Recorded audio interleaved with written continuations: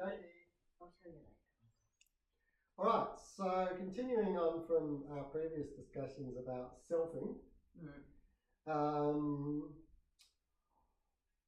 what I also want to have you understand is insight doesn't have to be this lightning bolt of a wham bam, suddenly I was this and now I'm enlightened.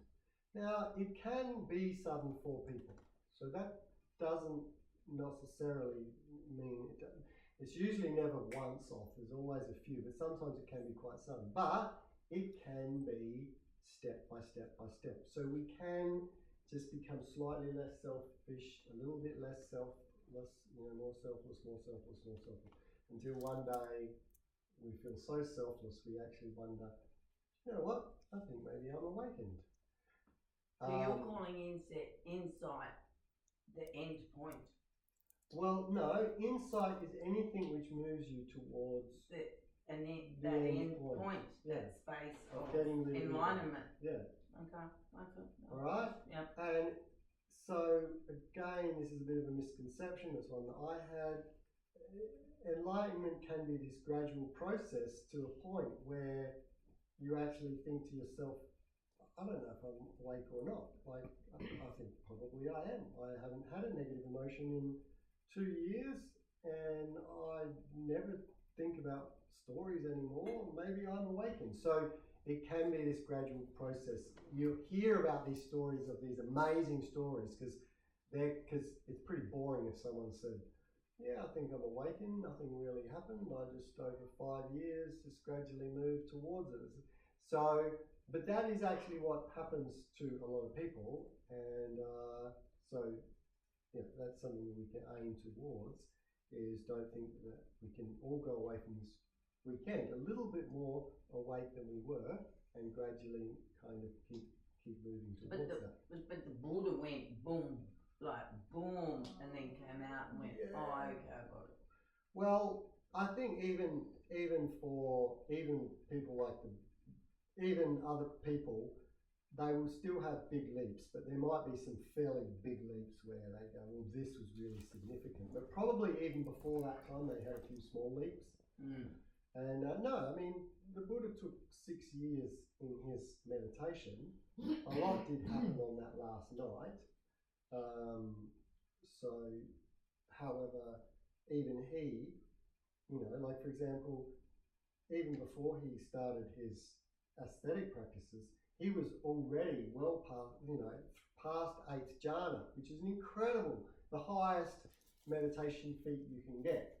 And so he's already, I would say, well along the way towards enlightenment. So what are we wanting then? What are we? Well, that's up to you. I have no call. You can do whatever. This is an insight retreat, so it teaches you how to get rid of selfing, how to cut selfing at its root.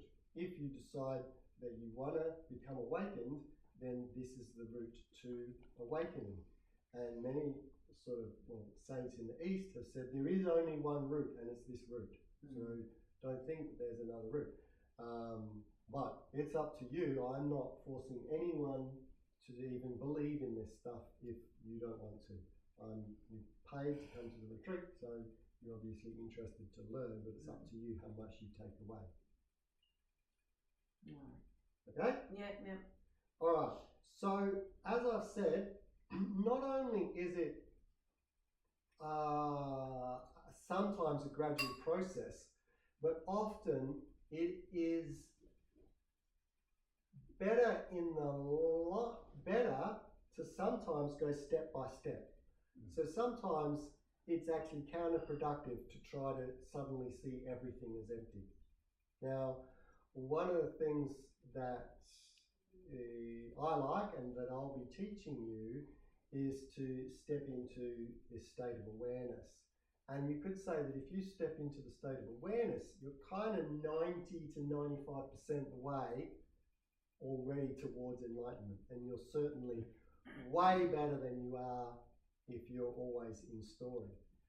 And the Advaita tradition, which is it's a Hindu tradition, it's not even a Buddhist tradition, are the sort of experts in a way of sort of stepping into this state of awareness.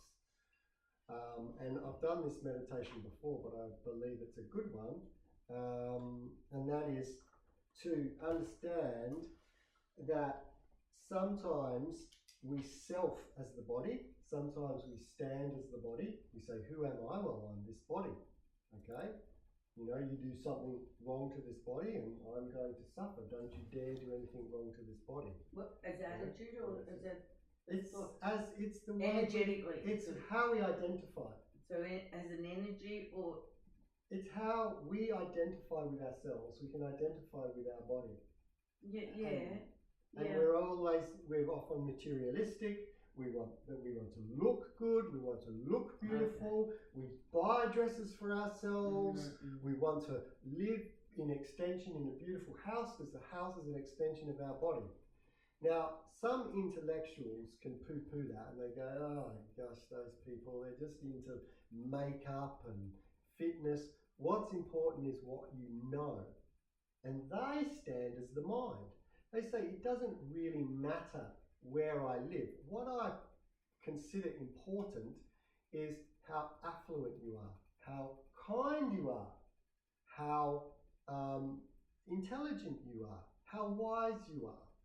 So it's like, you know, I don't mind how Ray really looks. I'm just interested in if he's a polite person or whatever. And I myself try to have these mental qualities, so I'm standing as mind. I don't really sort of identify that much with the body as much anymore. So there are people that stand as body, and there are people that stand as mind. And in fact, generally we are one of those two. Now, the Advaita tradition says that there is another place to stand. There is another thing to identify with, and that is just awareness, or this knowing quality. That, well, I'm not interested in what you look like. I'm not really interested in what you know or don't know, or how kind you are, or all of this. I'm interested in, are you an awareness? Oh yes, I can see you're aware. And so therefore you're a beautiful person and a beautiful thing. And what I'm interested in is the quality of my awareness. How deep is my awareness? And so we can stand as awareness. And when we stand as awareness, we don't worry about the problems of the body, and we don't worry so much about the problems of the mind. If someone says that I'm unintelligent, uncouth, or whatever, I'm like, yes, but my awareness is deep. I don't really care. You know? But you can still stay the same person, like by your nature and everything. That's something, well, you know, like otherwise you'd be quite fierce. Or pious is the word, isn't it? No, because pious again is a quality of the mind. So standing of awareness. I'm just thinking of the energetics of the person, though. Like. Well, if you want to go down that route, a person standing of awareness will have a very peaceful nature. You know, and they will be very.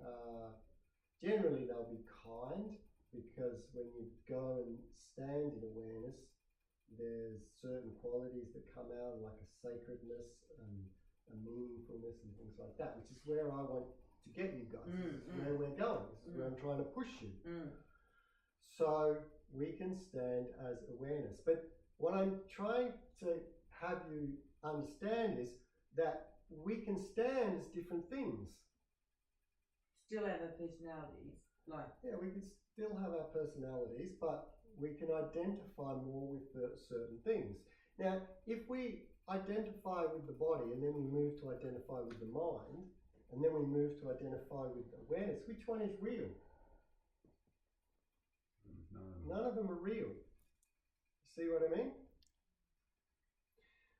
So we can gradually move to enlightenment by doing this kind of stepping stone thing. It's a really good way to get to enlightenment.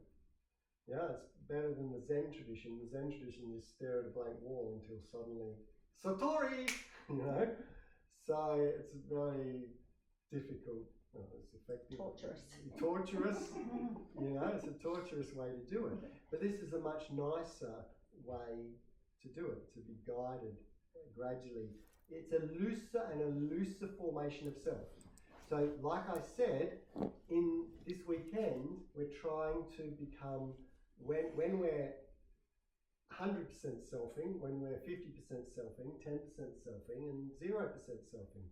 So in this stepping away from body, to mind, it's a lot less concretized, it's a lot less manifest. Then to awareness, it's even more manifest. So we're moving towards less and less selfing. Because my awareness is essentially the same as all of each one of you as awareness, Perhaps some of us are a little bit deeper in our awareness and some less so, but we all have the same sort of quality of awareness. So there's equanimity, because we are all equal in the fact that we all are aware. So that fly that's buzzing around, it's equal, because it's aware. It's not really annoying, it's just listening in. It's just there. It's just there, it's on it. Yeah? It's a beautiful fly. So when you're with awareness, it doesn't become annoying, It's another awareness. So you're annoyed about my feet? Yeah. I'm worried about my feet funny. No, not when you took your shoes off and you know. No, I can smell them. No, I know. It's not from that. No. No, but you were annoyed. Yeah, well. So, and then you're saying the fly's not annoying, and I said it was. No. Yep. Peter's in it. Oh, no. I was going to say, it was interesting because the word mindfulness, it's actually not of the mind, it's actually awareness, isn't it? Yeah. Isn't mindfulness and awareness synonymous? And yeah, in the way we use it. Yeah. Yep. So awareness is a much better term than mindfulness. Correct. I tend to use awareness. Yeah. If you notice, I don't really use mindfulness much. It's too much of a loaded. Yeah. And awareness is a much better word. Yeah, because it kind of infers the mind, whereas it's like awareness is actually not of the mind, it's of something completely different. Yeah. Well, correct. Awareness is still, it is like, it's two parts of the mind, but we always think of the mind as the thinking mind. And in that case, it's not the thinking mind. Yeah. So I want to reflect back socially. We don't have to detract or come close to whatever's going on. We just are there. Yeah? Yep. To have this true insight. We just be. Correct. Right. Without judgment, without opinion, without decision, just in flow. Yep. And that probably pisses a few people off. No, because you can learn, once you're in that, you can learn to operate in a way which helps other people. So you can learn to, but there are people, when you first get into that state, you probably are, until you get used to it, you probably are pretty weird to a lot of people. But gradually you'll learn to be able to act in a way, as I was saying earlier, the Buddha taught lots of people, and in his teachings he used lots of stories. Told a story about this and story to help people. He knew that they weren't ultimately real, but he still used them. So you still would begin to learn to live, because you still have to live in the relative world. Because otherwise you'd be showing preference to, you can't be in the inside if you go, well, I can't hang with them because they don't get me and blah, blah, blah. If you're at that point, you're not thinking about that sort of stuff. But, okay, alright. Alright? So, when you stand as awareness, is that the ultimate end of the journey? No, it's not. Okay, you can go further. And to give you an example, someone that goes further than awareness sees there is no awareness, there's just an infinite web of interconnectivity. So awareness comes about through causes and conditions, and those causes and conditions stretch back and stretch out to infinite, infinite. Because where did awareness come from? When did awareness appear in the world? It didn't just suddenly, we're aware. It came. And when did awareness? So there's an infinite web of conditions. So there's that web. That's about as close as you can get before realizing even the web is empty, and there's just this. So, but we take these steps, okay, and it's easier to move from one step to this step rather than trying to do it all in one go. All right.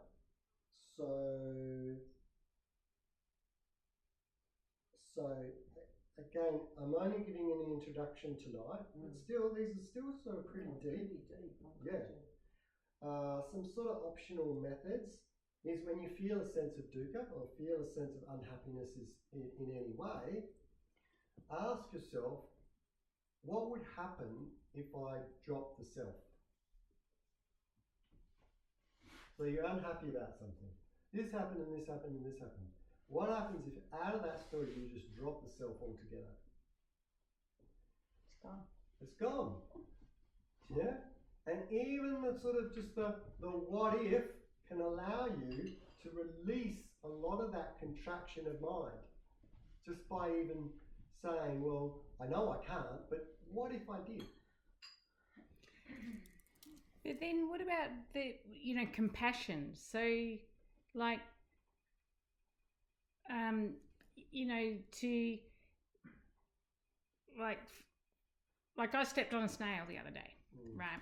And I crushed his shell and I probably killed him. Like, I felt really, really sad. But it wasn't, that was nothing to do with I. Well, I crushed the snail.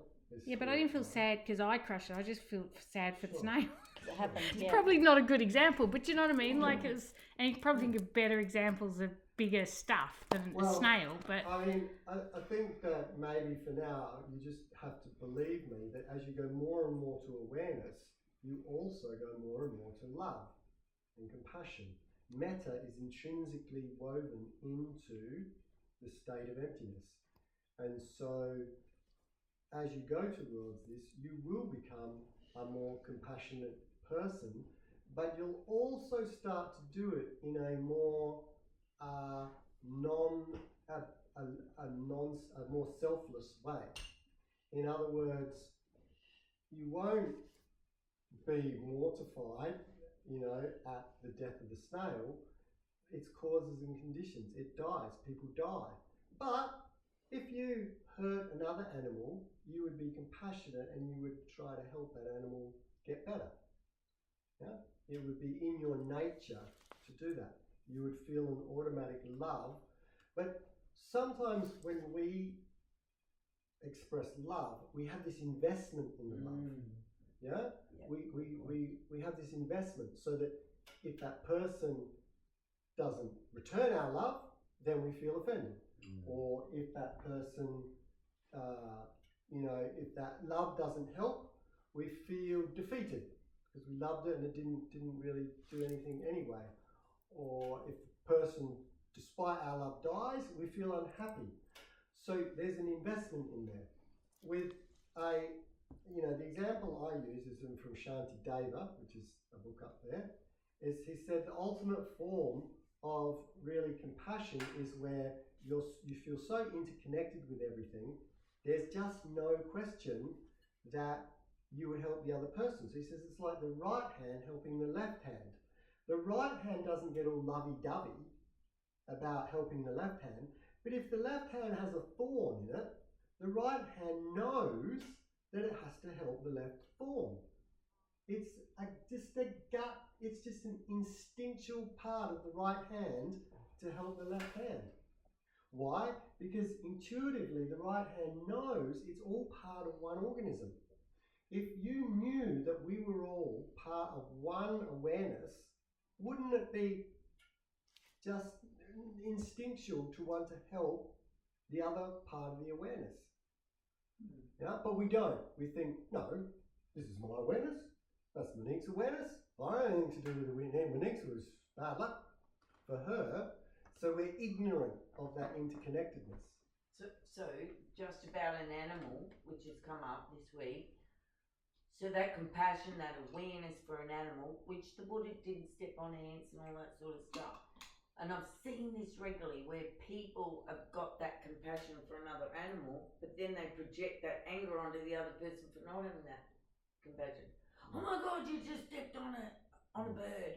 Oh, you hit the bird. Oh my! So therefore, that compassion has turned into aggro at another person because they weren't the compassionate person. I've seen that so many times, and it's very weird, that energy to me, so to speak. Yeah. So anyway, I think we can sort of talk about love. So that's not enlightened. No, compassion, isn't it? If it's causing the other people like. Of course, yes, okay. of course. One is very peaceful and accepting of whatever happens. Again, we can talk about this, but I think I've talked about enough, and I think there's this sort of trust that love and metta is implicit. As you awaken, it will become more to the front. Probably not as you expect it, but it will come there. So that's the answer is take it on notice. So if you feel unhappy, just try and do a what if. Well, what if I was to drop the self out of this? What happens? Oh, I feel more free. I feel more released. So try. So that's one thing to try. And similarly, look at it in terms of actions rather than self. So whenever there's a situation that comes up, again, try to take yourself out of it and say, what actions lead to sukha and what actions lead to dukkha? Okay? Sukha is the opposite to dukkha. And then, then we can act, and that's how an enlightened person works, is they've not got a self invested in it. They don't see a self over there. The question is, what actions do I have control of which will end in more sukha and less dukkha for as many people as possible combined? And that's how we should all act, really, isn't it? That's completely selfless.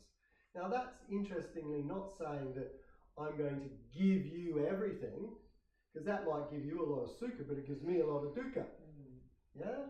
It's how can we benefit the whole system, the whole universe, so that in general there's more sukha than dukkha, and we can get rid of dukkha. Hang out with sukhas. Yeah. Well, maybe that's not the best way. Maybe we need to hang out with the dukkas and help them to be less, dukkaful. Maybe that's more important. All right. So,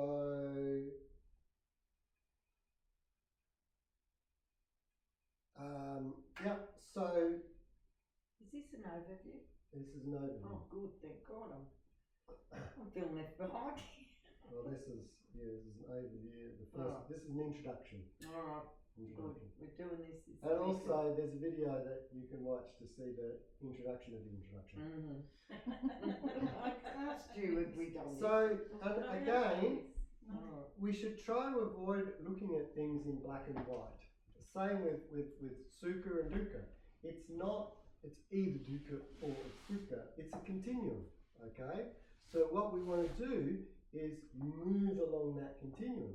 And one of the things which is really good in meditation is try to be grateful when your meditation's not going well. Is go, okay, I'm going to try to have less restlessness or less dukkha. I'm still restless, but I'm not as restless as I was 5 minutes ago. So you've moved 10%. Now, it's still not good, but you've moved, and that is worth celebrating. Okay? Any move towards away from dukkha is worth celebrating. and it will reinforce that movement as you go forward. So on the one end is a lot of selfing, a lot of ego, and a lot of contraction around that ego, and a lot of dukkha. And you'll notice it. Again, try to notice it. When there's a lot of selfing going on, you'll feel contracted and you won't feel good. And at other times during this weekend, you'll feel less contracted, and even if you're cold or something's going on, you won't feel as unhappy, and you'll feel expansive, and you'll notice at those times there's not as much selfing going on. So notice this continuum, and notice how at the one end there's these aspects, and at the other end there's less fabrication. And actually, probably, that the word fabrication is important. There's less fabricating going on, less thinking, and you feel better, or more thinking and you feel worse. And also this sense of contraction. If the fabricating is going on, I feel it quite strongly. You can feel when you're contracting around an idea, and you can feel when you're a lot loose around an idea. You know, when someone, tomorrow we'll be talking about blame. So when someone blames you, or when you've got self-blame, there's a lot of contraction. But in any case, whenever, just try to notice how much contraction is in your mind, as much as how much fabrication is in your mind, and then how much selfing is going on. Okay, so do those words resonate with you? Yeah. All right, and that's a couple more points.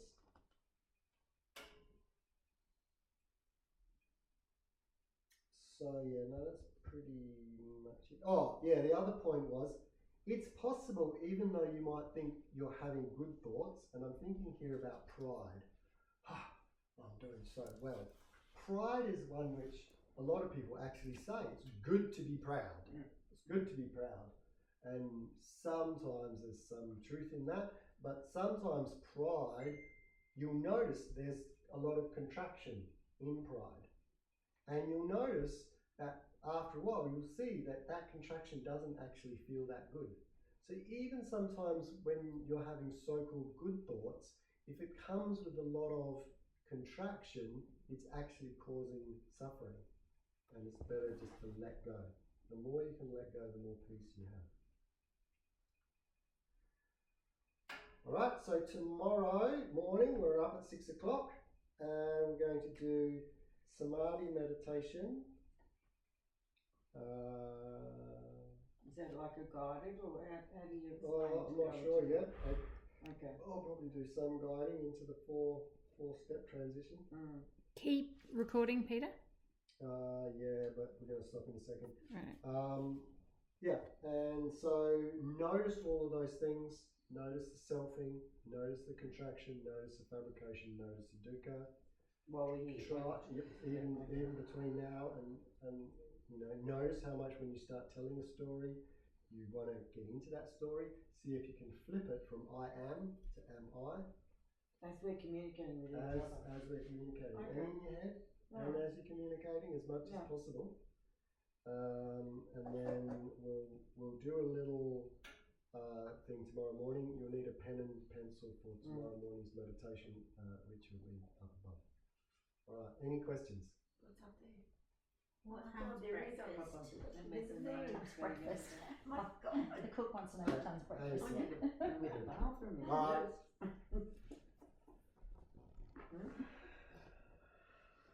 Yes, what time?